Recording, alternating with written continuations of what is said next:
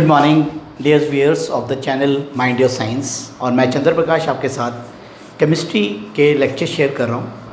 और इस चैनल का जो मेन मोटिव है that is to spread the education free of cost to every students.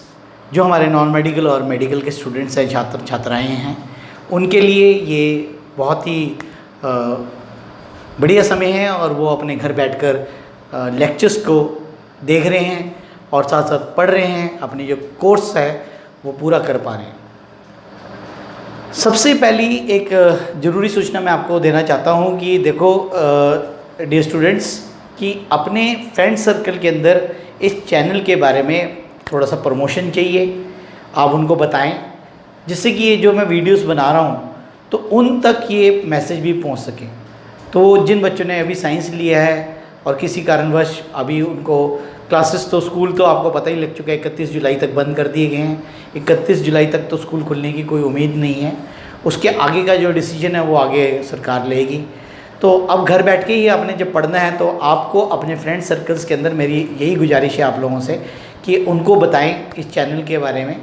और फिज़िक्स और केमिस्ट्री का जो सिलेबस है वो इस चैनल के माध्यम से आपको कवर कराया जा रहा है और आप तक बेहतरीन शिक्षा पहुँचाई जा रही है। और यही हमारे चैनल का मकसद है, that is mind Your science channel. तो अब मैं सीधा आपको अपने लेक्चर पे लिए चलता हूँ।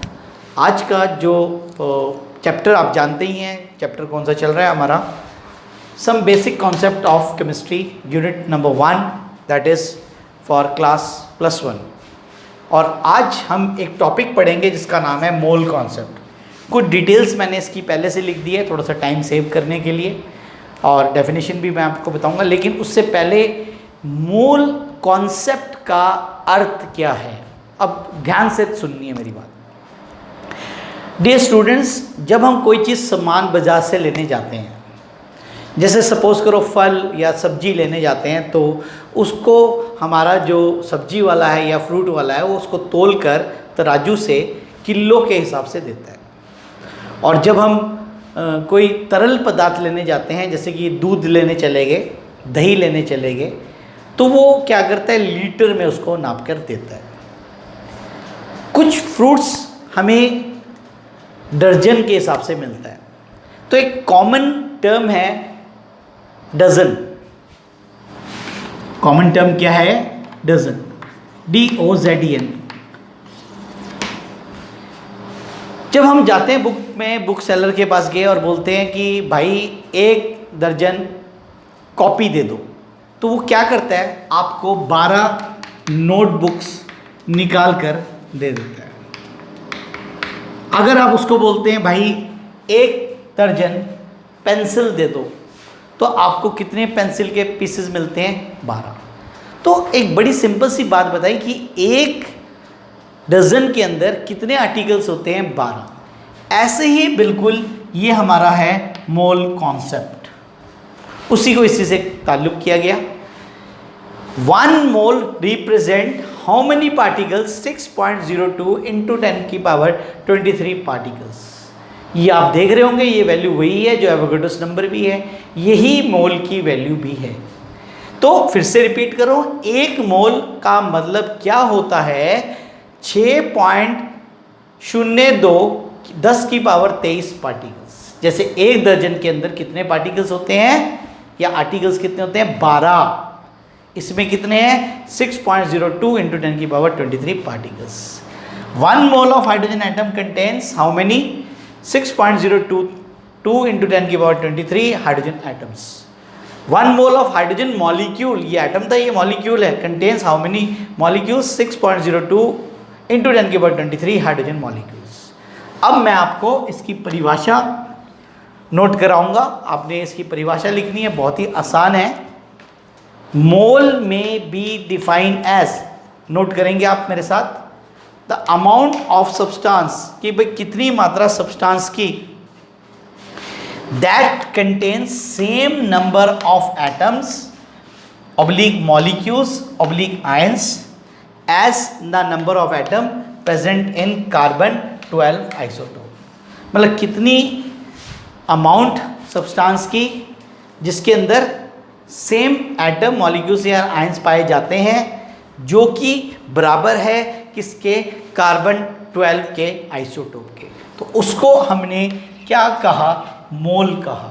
तो ये आपकी मोल की परिभाषा है जो आपके साथ मैंने डिस्कस किया, और मैंने बताया कि मोल एक जनरल टर्म है, कॉन्सेप्ट है। जैसे हम मैथमेटिकल एक्सप्रेशन को यूज़ करने के लिए हम क्या यूज़ करते हैं बेटा, डजन यूज़ करते हैं। तो डजन का मतलब होता है कितने पार्टिकल्स या कितने आर्टिकल्स, 12। तो इसमें हमारे पास कितने होते हैं, 6.02, 2 × 10⁻23। तो ये इसका मोल कॉन्सेप्ट का पूरा जो टॉपिक है वो आपको मैंने समझाया। Now will start with the numericals, और उसके बाद फिर मैं आपको सॉल्यूशन का टॉपिक समझाऊंगा, उसकी कुछ टर्म्स आपके साथ डिस्कस की जाएगी। तो अब हम आपके साथ न्यूमेरिकल्स करेंगे, तो आप न्यूमेरिकल्स को नोट डाउन करोगे। कल हमने एक न्यूमेरिकल किया था, उससे अगला न्यूमेरिकल है ग्राम एटॉमिक मास का किया था, ग्राम मॉलिक्यूलर मास का न्यूमेरिकल अब हम आपके साथ डिस्कस करेंगे। तो न्यूमेरिकल की स्टेटमेंट लिखें आप। न्यूमेरिकल 2 है ये, कल 1 किया था। न्यूमेरिकल प्रॉब्लम्स, कैलकुलेट, फर्स्ट दिया हुआ है बेटा, mass of 2.6 gram molecule of sulphur dioxide. इसके बाद सेकेंड है हमारे पास number of gram molecules of water, पानी का, in a beaker containing 576 gram of water. तो ये 2 पार्ट्स में हमारा न्यूमेरिकल है, इसको मैं आपके साथ शेयर करूंगा और आंसर निकालेंगे दोनों का। तो अब ये कैसे करना है आप मेरे साथ करेंगे। जो कुछ नए बच्चे अब ऐड हुए हैं चैनल के साथ, वो एक तो जुड़ जाएं चैनल के साथ, सब्सक्राइब कर लें, जिससे कि उनको लेक्चर्स लाइव मिलते रहे। और थोड़ा सा न्यूमेरिकल पार्ट थोड़ा सा मुश्किल लगता होगा उन बच्चों को, लेकिन घबराने की ज़रूरत नहीं है। बिल्कुल सिंपल तरीके से आपको मैं न्यूमेरिकल्स को समझाने की कोशिश कर रहा हूँ, और इसका ये भी बेनिफिट है, अगर एक बार नहीं समझ आता है तो आप उसको दोबारा देख सकते हैं। तो 1 या 2 बार आप जब देखोगे न्यूमेरिकल को करते हुए बोर्ड पे, मैं कैसे कर रहा हूँ, तो आप 100% उसको समझ पाओगे।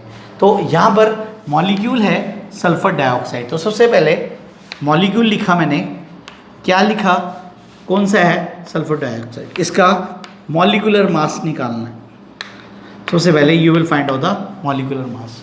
सल्फर का एटॉमिक मास होता है 32 प्लस ऑक्सीजन है 2, और इसका एटॉमिक मास होता है 16। तो 32 प्लस 32 कितना हो गया, 64 ग्राम। तो अब हम क्या लिखेंगे, 1 gram molecule of sulphur dioxide molecule contains how many grams, 64 ग्राम। और प्यारे बच्चों 2.6 ग्राम के लिए कितना, तो 2.6 gram molecule of sulphur dioxide molecule will contain how much, 64 into 2.6। अब इसको मल्टीप्लाई कर देते हैं तो आपके पास आंसर आ जाएगा। तो मैं यहाँ पर साइड पे मल्टीप्लिकेशन कर देता हूँ।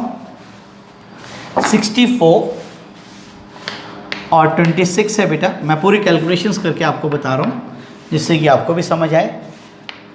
24 2 कैरी, 36 प्लस 38, 8 12 4 16 6 1, और डेसिमल आएगा हमारे पास इसके बाद।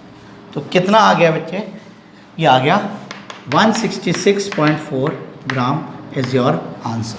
तो एक बार मैं इसको वेरिफिकेशन कर लेता हूँ। तो this is your answer, that is 166.4 is your answer. अब हम सेकेंड न्यूमेरिकल करेंगे। सेकेंड न्यूमेरिकल अभी आपने नोट कर लिया होगा, मैं यहाँ से रब कर देता हूँ। सेकेंड न्यूमेरिकल के अंदर नंबर ऑफ ग्राम मॉलिक्यूल्स निकालने हैं, और किसके निकालने हैं? पानी के निकालने हैं। तो सबसे पहले आप क्या लिखेंगे भाई, मॉलिक्यूल क्या गिवन है? मॉलिक्यूल इज वाटर, तो वाटर का फॉर्मूला आपको पता ही है H2O। तो सबसे पहले आप क्या फाइंड आउट करेंगे? मॉलिक्यूलर मास, जो कि 2 + 16 कितना आ गया? 18 ग्राम। क्लियर समझ आ रहा होगा आपको? बिल्कुल क्लियरिटी है आपको। अब हम लिखेंगे 1 gram molecule of water molecule contains how many gram? 18 gram. और जैसा कि आप देख रहे हैं कि हमें ग्राम मॉलिक्यूल्स निकालना है, इसको इधर ले आएंगे तो 18 ग्राम of water contains 1 gram molecule of water. ठीक है, 1 ग्राम के लिए कितना? Will contain 1/18। और पेपर में कितना पूछा है? 576 के लिए कितना? तो 576 क्या हो जाएगा? ऊपर मल्टीप्लिकेशन हो जाएगी। तो अभी मैं आपके सामने कर देता हूँ। तो क्या लिखेंगे? 576 gram of water will contain how much? 1/18 into 576, और 576 ये कट जाएगा कितने पे? 32, और ये क्या आ गया? Gram molecule of water. तो this is your answer, 32 gram molecule is your answer. तो ये था हमारा पहला न्यूमेरिकल जो आपने समझा कैसे करना है। तो इसमें जैसा वाटर दिया हुआ है, इसकी जगह कार्बन डाइऑक्साइड कर देगा, ऊपर सल्फर डाइऑक्साइड दिया हुआ था, सल्फर डाइऑक्साइड की जगह सल्फर ट्राइऑक्साइड कर देगा। तो ये आपको वैल्यूज़ चेंज करा हुआ मिलेगा। तो न्यूमेरिकल करने का ढंग आपको समझ आ गया।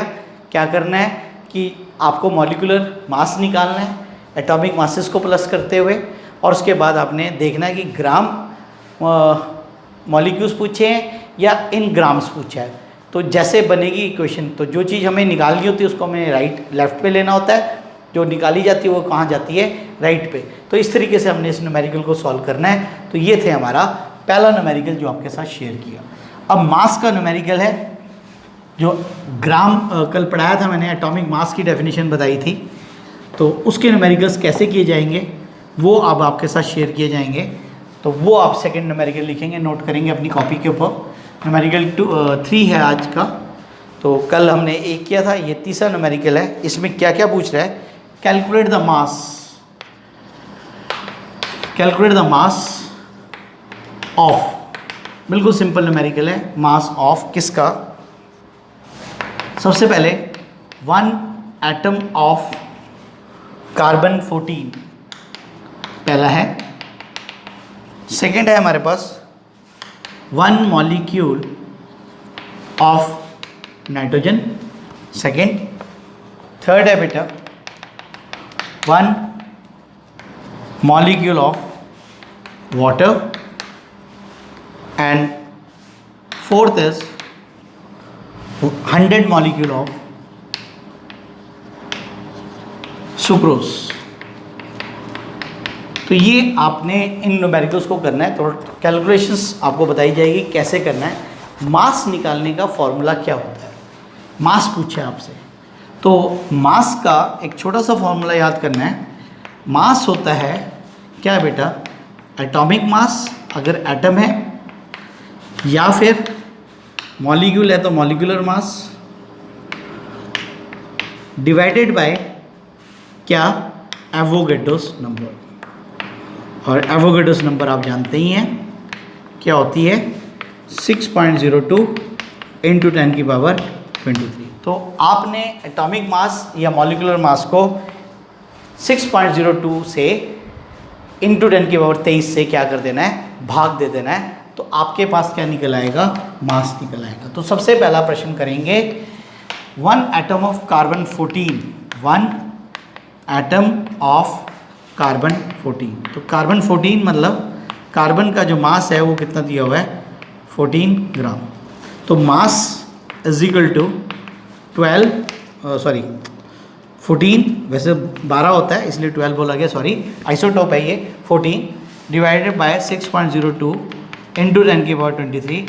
इसको सॉल्व किया you will get the answer 2.32 into 10 की power -23 is your answer in grams. ठीक है, क्योंकि ग्राम ऊपर है और इसकी यूनिट नहीं होती तो हमारे पास आ गया 2.32 ग्राम इंटू 10 की पावर -23। अब हम अगला करेंगे कौन सा बेटा, 1 मॉलिक्यूल ऑफ नाइट्रोजन। तो ये आपने नोट कर लिया होगा, इसको यहाँ से मैं रब कर देता हूँ। तो अब सेकंड करेंगे, सेकंड पार्ट में क्या किया, second is 1 molecule of nitrogen. तो यहाँ पर निकलेगा मॉलिक्यूलर मास, और मॉलिक्यूलर मास कितना है 2 × 14 दैट इज इक्वल टू 28। तो यहाँ पर मास निकालना है बेटा, तो कैसे निकाला जाएगा मास, तो मास निकालने के लिए mass is equal to molecular mass that is 28, direct कर रहा हूँ, डिवाइडेड बाय 6.02 इंटू 23 ग्राम्स। इसको इससे काटा बेटा तो it comes out to be 4.65 into 10 की पावर -23 ग्राम। तो ये कैसे सॉल्व हुआ आपके सामने है, सिंपल है, थोड़ी सी कैलकुलेशंस आपको करनी पड़ेगी, तो ये कैलकुलेशंस आप कर लेंगे तो ये आपके न्यूमेरिकल्स हैं जो आपके सामने सॉल्व किए जा रहे हैं। अब हम इसका थर्ड निकालेंगे वाटर का मैं ऊपर कर देता हूँ, क्या दिया हुआ है 1 मॉलिक्यूल ऑफ वाटर। तो मॉलिक्यूलर मास वाटर का बेटा हाइड्रोजन का 2 × 1 प्लस 16 × 1 तो कितना आ गया हमारा 18 ग्राम। तो इसका जो मॉलिक्यूलर मास आया वो कितना आया 18। तो अब आप समझिए मास कैसे निकलेगा बेटा। तो मास निकालने के लिए mass of water is equal to 18 gram divided by 6.02 into 10 की पावर 23 एंड इसको इससे कैंसिल किया तो you will get the answer 2.99 into 10 की पावर -23 ग्राम। तो ये है हमारे न्यूमेरिकल्स, जैसा कि आप देख पा रहे हैं कैसे हम सिंप्लीफिकेशन करके न्यूमेरिकल्स को कर रहे हैं। अब अगला जो न्यूमेरिकल है वो है 100 molecules of sucrose, 100 molecule of sucrose. तो 1 मॉलिक्यूल ऑफ सुक्रोज का फॉर्मूला होता है C12H22O11।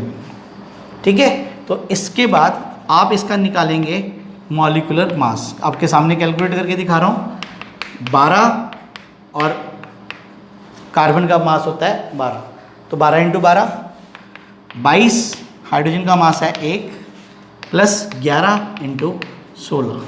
तो ये जब प्लस करोगे तो ये टोटल कितना आ जाएगा 342 ग्राम। तो सुक्रोज का वैसे भी याद करना है कितना होता है 342 ग्राम।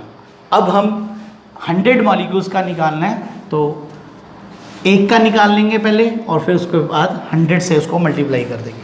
तो mass of 1 molecule of sucrose is equal to 342 grams divided by 6.02 into 10 की पावर 23 और it comes out to be, इसको काटेंगे और साथ में ही हम यहाँ पर इसको 100 मॉलिक्यूल्स के लिए फॉर 100 मॉलिक्यूल्स हमने क्या किया, इसको 100 से मल्टीप्लाई कर दिया 6.02 इंटू 10 की पावर 23 ग्राम्स।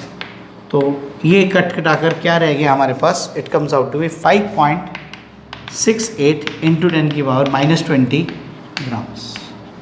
तो ये आपके पास आंसर है जो आपका सामने है। तो ये थे आज के न्यूमेरिकल्स जो कि मास निकालने के लिए दिए हैं। अब आपको मैंने हाइड्रोजन का कराया, वाटर का कराया, नाइट्रोजन का कराया, कार्बन का कराया, सुक्रोज का। अब बदल देगा पेपर के अंदर, सल्फर डाइऑक्साइड का मास पूछेगा, ग्लूकोज का पूछ सकता है आपसे, ठीक है, नाइट्रोजन डाइऑक्साइड का पूछ सकता है, तो ये किसी का भी आपसे पूछ सकता है। तो आपने क्या करना है, इसका मॉलिक्यूलर मास निकाल लेना है और उसको डिवाइड कर देना है किससे बेटा, एवोगैड्रोस नंबर। तो ये आपके क्या निकल आते हैं, मासेस निकल आते हैं। तो ये था आज का सेकंड टॉपिक जो आपके साथ डिस्कस किया। तो अब हम थर्ड टॉपिक पे चलते हैं। थर्ड टॉपिक बड़ा ही आसान है लेकिन इम्पॉर्टेंट है, इसके भी न्यूमेरिकल्स आते हैं पेपर के अंदर और कई बार सिंपल न्यूमेरिकल्स आ जाते हैं और डेफिनेशन भी इम्पॉर्टेंट है। क्या है ये topic, some basic concept of solution. अगला आर्टिकल है some basic concept of solution. तो डियर स्टूडेंट्स, मैंने वर्ड लिखा है सॉल्यूशंस। सॉल्यूशन की हिंदी है घोल। जैसे हमने चीनी का घोल बना लिया, ठीक है, चीनी के घोल को क्या बोलेंगे इंग्लिश में, शुगर सॉल्यूशन। तो सॉल्यूशन की बात हमने करनी है। तो क्या होता है सॉल्यूशन, तो सबसे पहले इसकी डेफिनेशन लिखते हैं। इट इज ए होमोजीनियस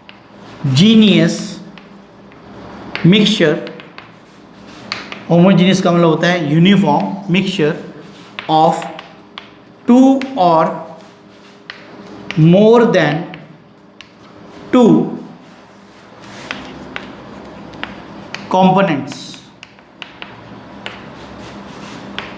और ब्रैकेट में लिखेंगे नॉन रिएक्टिंग, जो आपस में रासायनिक क्रिया ना करता हो। टू और more than two components non reacting whose composition may vary to a certain limit are called as solution। उसको हमने क्या कहा, सॉल्यूशंस कहा, ठीक है। सॉल्यूशन क्या होता है, होमोजेनियस मिक्सचर होता है दो या दो से अधिक कंपोनेंट्स का, जो कि नॉन रिएक्टिंग होने चाहिए, आपस में रासायनिक क्रिया नहीं करनी चाहिए, और उनकी कंपोजिशन थोड़ी बहुत 19-20 का फ़र्क हो सकता है कहीं कहीं पर, और इसको हमने क्या कहा, सॉल्यूशन का। जैसे for example copper sulphate solution, sugar solution, urea solution. तो ये सब हमारे एग्जाम्पल्स हैं किसके, सॉल्यूशंस की, ठीक है बेटा। तो अब सॉल्यूशन को आगे पढ़ते हैं। अगर इसमें दो कंपोनेंट्स होते हैं तो उनको कहा जाता है binary solution. If A solution contains only two components, components भी लिख सकते हैं, पार्ट्स भी लिख सकते हैं, दो parts, then it is said to be binary solution। तो हम उसको क्या कहते हैं, बाइनरी सॉल्यूशन। अब इसमें दो कंपोनेंट्स होते हैं, एक कंपोनेंट होता है सॉल्यूट और दूसरा कंपोनेंट होता है बेटा सॉल्वेंट। तो एक सॉल्यूट कंपोनेंट पढ़ेंगे और दूसरा कंपोनेंट पढ़ेंगे क्या, सॉल्वेंट। अब सॉल्यूट क्या होता है, सॉल्यूशन के अंदर जो कम मात्रा में पाई जाती है चीज़ उसे हम सॉल्यूट बोलते हैं, और जो ज़्यादा मात्रा में पाई जाती है उसे हम क्या बोलते हैं, सॉल्वेंट। तो क्या लिखेंगे, the component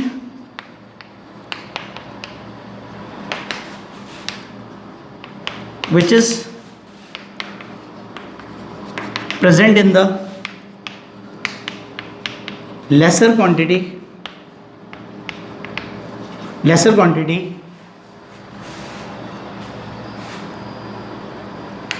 in the solution is called as solute। उसको क्या कहा जाता है, solute कहा जाता है, जो कम मात्रा में प्रेजेंट होता है। The component या part which is present in the excess quantity ज़्यादा मात्रा in the solution is called as solvent, उसको हमने क्या नाम दिया? सॉल्वेंट। अब चीनी के घोल के अंदर शुगर सॉल्यूशन लिया है, तो इसके अंदर जो कंपोनेंट्स हैं, जो सल्यूट है वो तो है चीनी, और जो सॉल्वेंट है वो क्या है? पानी। तो अब आपको समझ आ गया होगा सल्यूट क्या होता है और सॉल्वेंट क्या होता है। तो ये था हमारा सल्यूट सॉल्वेंट का कंपोनेंट। अब हम बात करेंगे, एक और डेफिनेशन है, स्ट्रेंथ ऑफ द सॉल्यूशन क्या होता है।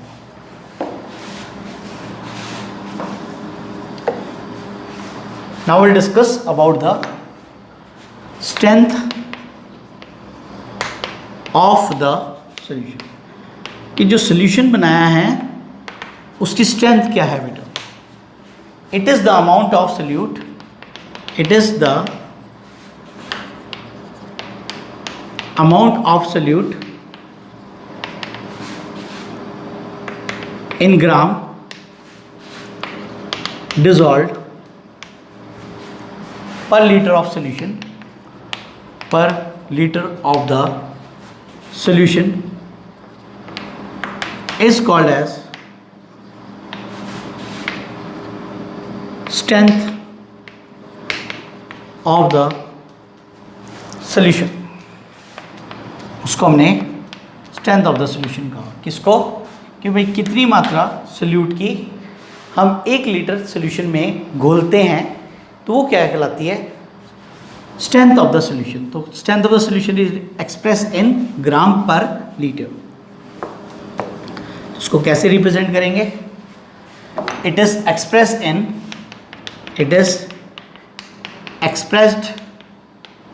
इन ग्राम पर लीटर। ठीक है। सपोज एग्जाम्पल भी बता देता हूँ। Suppose we have 5 gram of sucrose dissolve चीनी dissolve in 1 litre of solution. हमने 5 ग्राम चीनी को 1 लीटर सॉल्यूशन बनाने के लिए घोला। तो स्ट्रेंथ अगर आपसे पूछी जाए तो आप क्या लिखोगे? Strength of the solution is equal to 5 gram per litre. तो अब आपको समझ आ गया how to represent the strength of the solution. अब हम 3 डेफिनेशंस पढ़ेंगे जो कि वेरी इंपॉर्टेंट है और ध्यान से आपने याद करना है। तो सिर्फ आज मैं डेफिनेशंस ही पढ़ाऊँगा और जो कल इसका मैथमेटिकल पार्ट है वो कल हम डिस्कस करेंगे कंप्लीट, क्योंकि उसमें से न्यूमेरिकल आता है। तो आज सिर्फ डेफिनेशंस पढ़ेंगे। डिफाइन द टर्म्स, और मैं इसको थोड़ा सा एनलार्ज करके लिख रहा हूँ, ये आपने लिख लिया होगा, यहाँ से मैं मिटा देता हूँ। तो 3 डेफिनेशंस आज हमने पढ़नी है। तो क्या है ये डेफिनेशन जो कि कंसंट्रेशन ऑफ द सॉल्यूशन को एक्सप्रेस करने के लिए यूज़ होता है? सबसे पहले है molarity, MOLARITY, molarity. Second note करोगे नॉर्मैलिटी, NORMALITY, नॉर्मैलिटी। और तीसरा मैं इधर साइड पे लिख रहा हूँ, इनके बीच में, इसका नाम है molality, MOLALITY।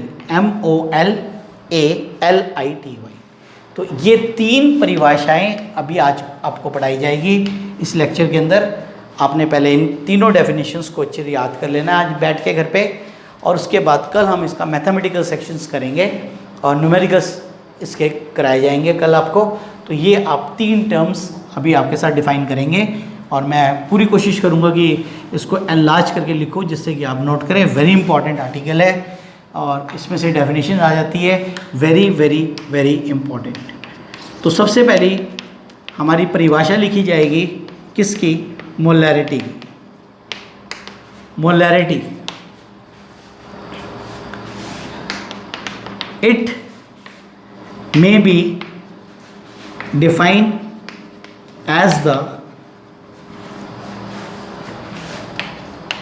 number of moles of solute dissolved per liter of the solution is called as molarity. तो मैं पढ़ देता हूँ. It may be defined as the number of moles of solute. अभी मोल्स के बारे में बताया मैंने, क्या होता है moles. Dissolved per liter of solution is called as molarity. तो ये सबसे पहले molarity की परिभाषा है. It is expressed या represented by capital M. इसको कैपिटल M द्वारा रिप्रेजेंट किया जाता है. तो ये थी सबसे पहली डेफिनेशन किसकी, हमारी मोलैरिटी की. अब हम सेकंड डेफिनेशन की तरफ आगे बढ़ते हैं. सेकंड डेफिनेशन मैं इसको रब करके लिखूंगा जिससे कि आपको क्लियरिटी से समझ आए. कुछ नीचे आपको हो सकता है नजर ना आए. आज इलेक्ट्रिसिटी की भी थोड़ी सी प्रॉब्लम है, तो लाइट थोड़ी सी विजिबिलिटी हो सकता है कम आए रहे आपको. तो सेकंड डेफिनेशन लिखने जा रहे हैं नॉर्मैलिटी की. इसलिए मैं थोड़े से बड़े वर्ड्स लिख रहा हूँ जिससे आपको क्लियरिटी रहे. It may be defined as the number of gram equivalent of solute. तो जहाँ पर हमने मोल्स लिखा था वहाँ पर हमारे पास आ गया number of gram equivalent of solute dissolve. आगे सारा सेम है. डिजॉल्व पर litre of the solution is called as normality. Called as normality. ठीक है, तो इसको मैं पढ़ देता हूँ. It may be defined as the number of gram equivalent. Moles की जगह यहाँ पर अब क्या है, number of gram equivalent of solute dissolve in per litre of solution is called as normality. It is represented by capital N. इसको represent किससे किया गया है, कैपिटल N द्वारा रिप्रेजेंट किया गया है. तो ये थी हमारी आज की सेकेंड डेफिनेशन इस वाले टर्म्स की. और इसको लिखने के बाद अब मैं तीसरी डेफिनेशन आपके साथ शेयर करूंगा. और तीसरी डेफिनेशन किसकी है, मोलैलिटी की. तो होप आपने ये लिख लिया होगा. अच्छा टाइम दे दिया आपको मैंने लिखने के लिए, पढ़ भी दिया था, साथ साथ भी लिख लिया होगा आपने. तो अब हम डिस्कस करेंगे डी स्टूडेंट्स, क्या बेटा, मोलैलिटी, MOLALITY. तो ये क्या है, it may be defined as the number of moles of the solute dissolved per kilogram. Litre की जगह यहाँ पर क्या है बेटा, पर किलोग्राम ऑफ द सॉल्वेंट. तो ये ध्यान रखना है, ये बदला हुआ है, यहाँ किलोग्राम है और यहाँ सोल्यूशन की जगह क्या है, अंडरलाइन कर दिया solvent. Kilogram of solvent is called as molality.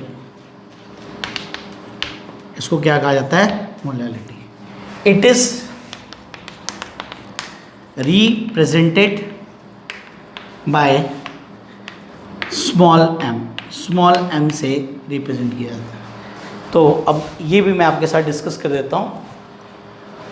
Molality may be defined as the number of moles of solute. solute हमेशा मोल्स में लिया जाता है, डिजॉल्व पर लीटर नहीं है, किलोग्राम केजी ऑफ सोल्यूशन नहीं है, solvent is called as molality. तो मोलैलिटी में आपने ध्यान रखना है सॉल्वेंट होता है और जो वॉल्यूम इसमें वेट होता है वो किस में होता है, किलोग्राम, वॉल्यूम नहीं है। वॉल्यूम अगर होता तो किस में होता, लीटर। और इसको किससे रिप्रेजेंट करते हैं, स्मॉल m द्वारा रिप्रेजेंट किया जाता है। तो डियर स्टूडेंट्स, आज का लेक्चर यहीं तक। आपको आज का लेक्चर पसंद आया होगा, कमेंट बॉक्स में जाके कमेंट्स करने हैं कि लेक्चर कैसा समझ आया। तो कहीं से डिफ़िकल्टी आई तो कहाँ आई, तो क्या वर्ड समझ नहीं आया, तो इफ़ यू कैन आस्क तो मैं आपको उसका रिप्लाई करूँगा। तो thank you for watching my channel, that is Mideo science. घर पे रहें, सुरक्षित रहें और अपनी जो पढ़ाई है वो करते रहें। Thank you.